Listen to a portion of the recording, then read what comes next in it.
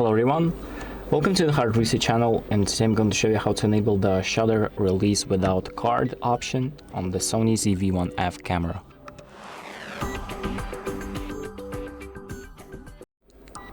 So the first thing that I'm going to do is open up the settings by pressing the menu button. Then we're going to go to the shooting section, or the section with the red camera icon.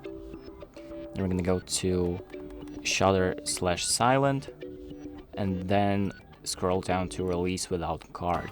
So this option basically allows you to release the shutter without a memory card inserted, if you have that option enabled.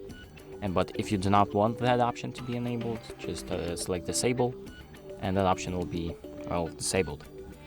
So select the option that you want, and once you're done, you can just exit out the settings and your options will be saved automatically.